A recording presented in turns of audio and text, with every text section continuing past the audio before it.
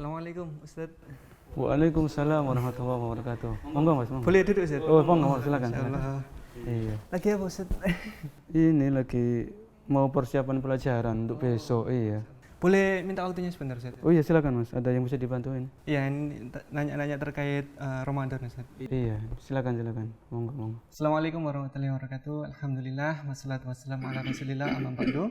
Kembali para pemirsa Aliman TV dan Radio Suara Aliman di program acara Ngabuburit bersama Ustadz.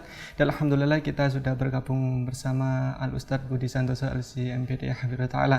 Marilah langsung saja kita berbincang bersama beliau. Baik Ustadz, gini Ustadz, kan ada teman-teman itu yang sering tidur Ustadz ketika bulan Ramadan karena puasa ini Ustadz. Bahkan juga banyak hadis yang tersebar bahwasanya tidurnya orang yang berpuasa itu ibadah Ustadz. Itu apakah benar Ustaz? Tidur itu bisa dikatakan ibadah Ustaz? Baik. Bismillah, alhamdulillah, wassalatu wassalamu ala rasulillah wa ala alihi wa ashabihi wa man tabi'ahum bi ihsan ila yaumil. Tidur itu kalau dalam Islam termasuk hal-hal yang mubah. Jadi mubah itu boleh. Ya kayak ngobrol, kemudian kumpul-kumpul sama teman, ya nongkrong, itu kan hal-hal yang mubah. Karena termasuk kebutuhan. Termasuk juga makan dan minum itu mubah. Nah, dalam Islam hal-hal yang mubah atau boleh itu bisa berubah jadi ibadah. Ya. Jadi nggak semuanya mubah itu kita lakukan secara setiap hari ya begitu saja. Ya mohon maaf saja, orang-orang non-muslim mereka juga makan, mereka juga minum, mereka juga tidur, ya, mereka juga ngobrol. Tapi mereka nggak meniatkan itu untuk ibadah. Jadi ya untuk aktivitas sehari-hari supaya nggak bosan, supaya bisa beraktivitas itu aja. Tapi Islam nggak. Islam memiliki nilai lebih yang bisa merubah hal-hal yang boleh atau mubah bisa bernilai ibadah. Iya. Jadi tidur itu mubah Ustaz ya? Iya. Dalam Islam. Meskipun tidur itu di bulan puasa sendiri. Lalu bagaimana tidur dikatakan ibadah sendiri Ustaz? Iya. Jadi tidur itu bisa dikatakan ibadah kalau diniatkan ibadah. Mungkin masih pada bingung ya. Gimana tidur itu kok diniatkan ibadah? Biasanya kalau ibadah itu kan ya sholat, baca Al-Quran, ya puasa, haji, umroh itu kan ibadah. Memang niatnya dalam hati. Terus bagaimana tidur itu kok bisa diniatkan? Coba kita simak, ada perkataan seorang sahabat ya. Sahabat ini namanya Mu'ad bin Jabal. Saya kira semuanya sudah kenal. Nama sahabat ini sangat familiar, yaitu Mu'ad bin Jabal. Beliau pernah berkata, "Inni la ahtasibu naumati kama ahtasibu qaumati." Jadi beliau, Mu'ad bin Jabal ini seorang sahabat yang ya ahli ibadah, ahli ilmu juga. Beliau itu sebelum beliau tidur, beliau mengatakan, "Aku berharap kepada Allah pahala. Aku berharap kepada Allah ganjaran dari tidurku ini. Sebagaimana ketika aku sholat malam, aku berharap pahala." Jadi dengan niat itu hal-hal yang mubah bisa berubah menjadi ibadah, bisa bernilai pahala. Jadi sepertinya begini, sebelum kita tidur malam, ya kita niatkan, kita tidur ini supaya nanti kita bisa bangun di sepertiga malam terakhir. Kita nanti bisa baca Al-Quran. Mungkin yang belum sholat tarawih ini kan sholat tarawihnya di rumahnya masing-masing ya. Mungkin habis isya kita ngantuk, belum sempat sholat tarawih, atau mungkin ngomong anak, maka nanti kita tidur dulu. Ya sebelum kita tidur kita niatkan, saya tidur ini saya mau istirahat. Nanti saya mau bangun, pasang alarm, sholat tarawih, sholat witir ya sama istri mungkin, supaya nanti nggak ngantuk. Kalau kita nggak tidur kan ngantuk gitu. Ya. Kemudian itu kita niatkan, jadi itu sebelum tidur, kita niatkan saya tidur ini, itu dalam hati, nggak perlu diucapkan, nggak perlu digembor-gemborkan, nggak perlu pasang status ya. Jadi kita niatkan dalam hati, ya Allah saya tidur ini supaya nanti malam saya bisa sholat tarawih, saya nggak ngantuk, saya bisa baca Al-Quran, saya bisa istighfar, saya bisa doa, ya itu banyak, saya bisa makan sahur, nggak terlambat, ya nggak kesiangan itu dengan niat. Jadi ini pentingnya niat ya. Jadi niat sekali lagi itu bisa merubah hal-hal yang mubah boleh menjadi ibadah bernilai pahala. Makan juga begitu. Sebelum kita makan, kita niatkan saya makan ini supaya nanti saya kuat ibadah, saya kuat bekerja, saya kuat beraktivitas di luar rumah. Misalnya kalau masih harus keluar rumah, itu bisa bernilai ibadah dengan niat ya. Jadi jangan kita jadikan tidur itu aktivitas yang tanpa ada maknanya, ya. Terlebih lagi selain dengan niat, ya. Kalau sebelum tidur coba kita buka-buka lagi. Kita buka-buka lagi adab-adab sebelum tidur, itu kan penting, ya. Jadi supaya tidur kita nggak sama dengan tidurnya orang-orang non-muslim, ya, sebagaimana yang kita katakan tadi, orang non-muslim itu mereka juga tidur, tapi mereka nggak punya adab, mereka nggak punya etika. Tapi kita dalam Islam, kita punya adab, ada doa sebelum tidur, ya. Kemudian kita berwudu sebelum tidur, itu ada sunnahnya, ya. Kemudian kita tidur miring ke sebelah kanan, ya, atau yang semisalnya. Ini adalah kalau kita, jadi yang pertama menata niat, ya, niatnya harus kita tata. Yang kedua, perhatikan lagi adab-adab sebelum tidur, sehingga tidur yang kita lakukan setiap hari itu insya Allah mudah-mudahan bernilai pahala dari Allah Subhanahu wa Ta'ala. Kan lumayan, ya. Kalau kita tidurnya katakanlah 5 jam, 6 jam, ya, ada yang lebih.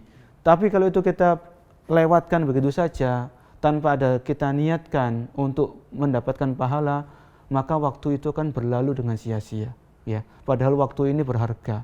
Padahal umur kita kan sebentar di dunia, antara 60 sampai 70 tahun. Bahkan ada yang sebelum sampai 60 sudah mati. Ya, sekarang ini kan banyak orang-orang yang meninggal dunia karena terpapar Covid dan sebagainya, sehingga kalau kita masih diberikan kesempatan, maka itu kita syukuri dengan sebaik-baiknya. Iya. Misalnya kita tidur, tapi tujuannya bukan untuk ibadah. Misalnya kalau kan ibadah kita tidur nanti untuk tarawih. Kalau kita niat tidur besok untuk misalnya untuk pengen kerja itu, Ustaz. Tidur dulu nanti kerjanya biar nggak ngantuk, itu gimana, Ustaz? Iya. Jadi nggak masalah, karena begini, bekerja itu kan ibadah juga, ya. Jadi kita harus membuka wawasan kita. Jangan kita terikat ibadah itu hanya puasa, ibadah itu hanya baca Al-Quran, ibadah itu hanya taraweh, tapi bekerja itu juga ibadah. Karena Allah Subhanahu wa Ta'ala mewajibkan bagi kaum laki-laki, bagi kepala keluarga untuk mencari nafkah, untuk memberikan nafkah, ya, memberikan makan, minum, ya, pakaian, tempat tinggal kepada anak dan istri mereka. Jadi kalau seorang laki-laki, ya, seorang kepala keluarga, seorang suami, seorang bapak, ketika dia sebelum tidur, dia berniat supaya ketika saya tidur saya bisa istirahat dari lelah. Besok pagi misalnya kalau memang harus tetap keluar rumah di saat-saat seperti ini supaya nggak ngantuk, ya, supaya bisa hati-hati, tetap jaga physical distancing dan sebagainya, insya Allah tetap bernilai pahala. Jadi Allah Maha tahu, jangan khawatir. Allah Maha tahu, di antara nama-nama Allah itu Al-Alim. Allah Maha mengetahui apa yang ada di dalam hati kita. Allah Maha mengetahui apa yang ada di niat-niat kita. Kalau kita niatnya baik, maka jangan khawatir, balasannya juga baik. Tapi kalau niatnya buruk, ya balasannya juga keburukan. Ya, jadi Allah Maha Adil, Allah Maha mengetahui, dan Allah tidak akan menzalimi hambanya sedikit pun. Ya, itu harus kita pahami. Iya. Tapi itu harus semua pakai niat, Ustaz. Iya, jadi harus niat. Jadi apa sih beratnya niat? Kan gampang niat itu. Jadi memang niat itu amalan hati. Memang ini supaya kita terbiasa gitu loh. Jadi kita mau nulis status di media sosial itu kan hal mubah. Maka kita nulis status niatnya apa? Niatnya untuk ngasih nasihat, mengingatkan orang-orang yang lalai. Jangan niatnya kita cari ketenaran supaya dipuji, supaya di like, di subscribe. Jangan seperti itu. Ya, jadi niat yang baik akan membuahkan hal yang baik. Niat yang buruk akan membuahkan hal-hal yang buruk. Kan kita dengar hadis Nabi. Kita sering mendengarkan hadis Nabi, innamal a'malu binniyat. Segala sesuatu tergantung dengan niatnya. Ya, segala sesuatu kan umum. Dan setiap orang akan mendapatkan sesuai dengan apa yang dia niatkan. Kalau kita tidur, niatnya itu supaya kita bisa bangun untuk sholat malam, supaya kita bisa bekerja, nggak ngantuk, insya Allah kita akan sesuai dengan niat kita apa. Itu yang akan kita dapatkan dari Allah Subhanahu wa Ta'ala. Iya. Kalau dilihat dari para pendahulu atau para salaf terdahulu, ulama-ulama kita itu ketika bulan Ramadan ini, apakah mereka juga tidur? Maksudnya sering tidur gitu? Iya. Kalau kita buka lembaran-lembaran sejarah, ya, lembaran-lembaran kehidupan para ulama-ulama kita dahulu, itu kita akan mengagumi, kita akan terheran-heran dan terkagum-kagum dengan kehidupan mereka. Ya, mereka manusia biasa seperti kita, tapi mereka memiliki semangat menuntut ilmu, mereka memiliki semangat menuntut ilmu dan semangat beribadah yang tidak kita miliki. Ya, terlebih-lebih para ulama-ulama kita dahulu, orang-orang soleh di zaman dahulu, waktu mereka itu diberkahi oleh Allah Subhanahu wa taala. Ya. Kita lihat di Al-Qur'an, di surat Az-Zariyat ayat ke-17. Nanti bisa dicek surat Az-Zariyat ini juz 27. Saya lupa nomor suratnya, ayat yang ke-17. Allah berfirman, "Kanu qalilan minal laili ma yahjaun." Ya, artinya dulu mereka di dunia itu sedikit sekali tidur di waktu malam. Ya. Kanu qalilan minal laili ma yahjaun. Mereka orang-orang soleh, mereka orang-orang yang bertakwa, mereka orang-orang yang rajin ibadah, itu mereka juga tidur. Ya. Kanu qalilan minal laili ma yahjaun. Mereka sedikit sekali tidur. Mereka tidur. Ya. Mereka enggak sholat semalam suntuk, ya, mulai habis isya sampai subuh itu sholat terus enggak. Ya. Tapi mereka juga tidur, tapi tidurnya sedikit. Ya. Jadi enggak banyak. Jadi kalau kita pahami ayat ini, ya, surat Az-Zariyat ayat 17, kita mengambil pelajaran yang penting bahwasanya tidur itu tetap kita lakukan, tapi kalau kita lihat ulama-ulama dahulu, ya, orang-orang soleh di zaman dahulu, porsi tidurnya itu lebih sedikit daripada porsi sholat malamnya. Tidur tetap, ya, mungkin 3 jam, 4 jam, 5 jam cukup, ya. Kemudian yang kita banyakkan adalah porsi sholat malamnya, kita banyakkan porsi baca Al-Qur'annya, ya. Kita gunakan untuk memperbanyak doa di sepertiga malam terakhir, kita berbanyak istighfar, ya. Jadi itu di antara contoh yang disebutkan oleh Allah langsung di dalam Al-Qur'an. Bagaimana dahulu orang-orang soleh menggunakan waktu malamnya, ya. Jadi tidurnya tetap ada, ya, tapi lebih banyak ibadahnya. Justru kalau kita nggak tidur sama sekali itu malah dicela. Ya kan kan kita pernah dengar hadis, ya. Ada 3 laki-laki datang ke rumahnya Nabi. 3 orang laki-laki datang ke rumahnya salah satu istrinya Nabi. Laki-laki tersebut nanya, bagaimana Nabi ibadah kalau di rumah? Ya. Jadi istrinya Nabi ini menjawab, Nabi itu kalau beliau di rumah, itu beliau sholat malam dan beliau tidur. Kemudian beliau berpuasa, beliau juga berbuka, maksudnya nggak puasa terus. Kemudian beliau menikahi wanita, jadi beliau nggak membujang. Akhirnya 3 laki-laki ini apa? Mereka punya semacam keinginan. Oh, ini kan Nabi. Beliau adalah seseorang yang sudah diampuni dosanya oleh Allah Subhanahu wa taala. Ya. Jadi wajar beliau tidur, beliau juga sholat malam. Beliau puasa, beliau juga berbuka. Beliau menikahi wanita. Akhirnya 3 laki-laki ini apa? Orang yang pertama mengatakan, orang yang pertama mengatakan, saya akan sholat malam terus, nggak akan tidur. Ya. Orang yang kedua mengatakan, saya akan puasa tiap hari, ya, saya nggak akan berbuka. Jadi dia nggak mau puasa Daud itu nggak levelnya. Jadi dia maunya puasa tiap hari, ya, kecuali mungkin hari tasyrik, ya, jadi nggak puasa. Orang yang ketiga mengatakan, saya tidak akan menikahi wanita. Ya. Ini orang ini kalau kita lihat niatnya kan baik, tapi caranya salah. Ketika Nabi mendengarkan perkataan 3 orang ini, maka Nabi keluar dari kamar beliau, keluar. Ya. Kemudian beliau bersabda, demi Allah aku mendengarkan kalian berkata seperti ini. Ya. Kemudian beliau bersabda, wallahi demi Allah, aku adalah orang yang paling bertakwa di antara kalian. Dan aku adalah orang yang paling takut kepada Allah daripada kalian. Tapi aku tetap tidur, aku juga sholat malam. Ya. Aku juga puasa, kadang aku nggak puasa.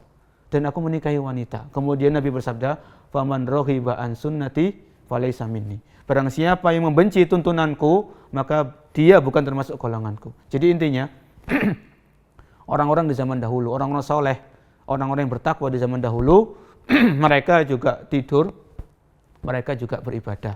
Tapi porsinya lebih banyak ibadahnya daripada tidurnya. Jadi kalau kita mau mencontoh, ya silakan dicontoh.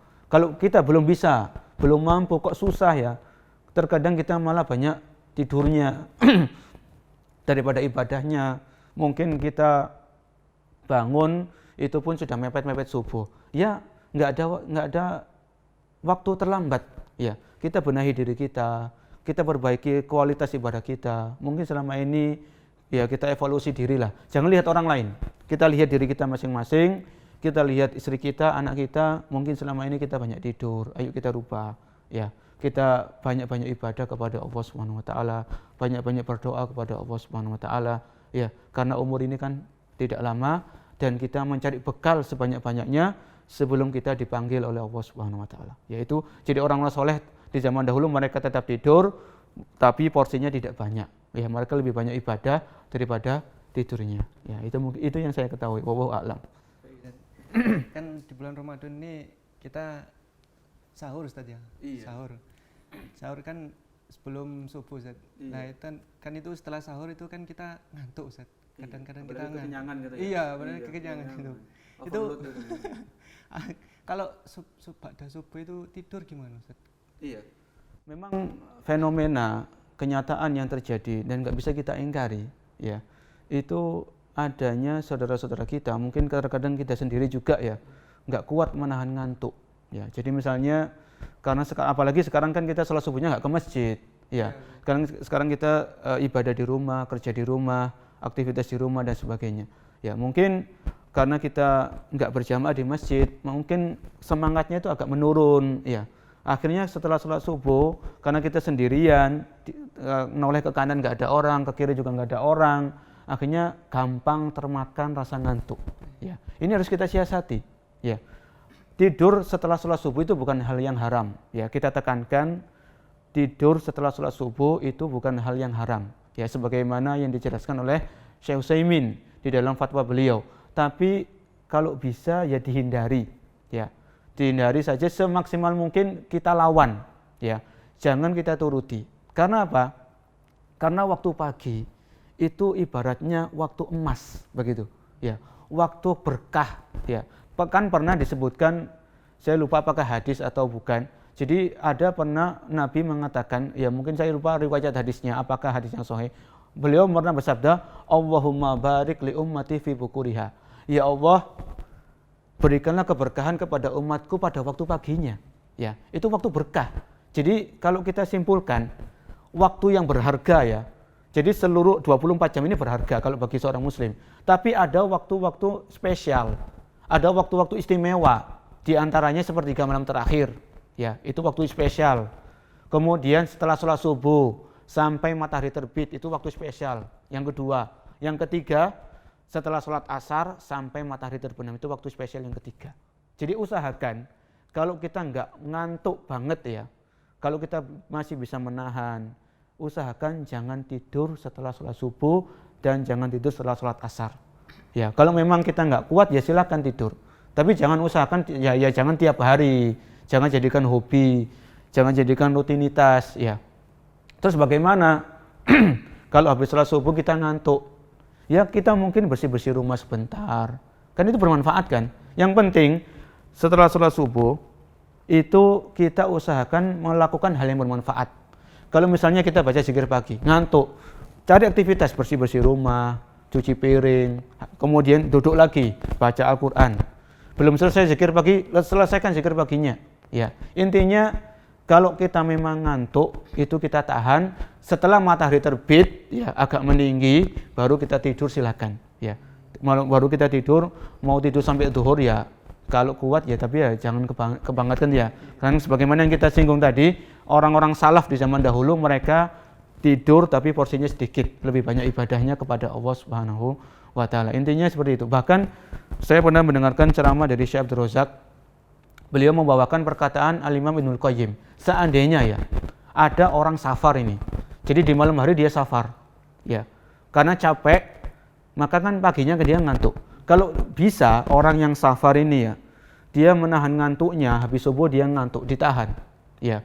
Sampai terbitnya matahari, setelah matahari terbit baru dia tidur. Itu kalau bisa diusahakan seperti itu. Atau misalnya di masyarakat kita, ada orang satpam ya, shift malam, kan itu. Shift malam dia harus jaga, karena dia mencari nafkah, ya untuk keluarganya, dia bernilai ibadah, maka dia jaga, dia menjaga amanah. Dia malam hari dia nggak tidur. Ya. Kemudian akhirnya habis sholat subuh dia ngantuk. Tapi orang ini, security atau satpam ini dia punya ilmu. Ya.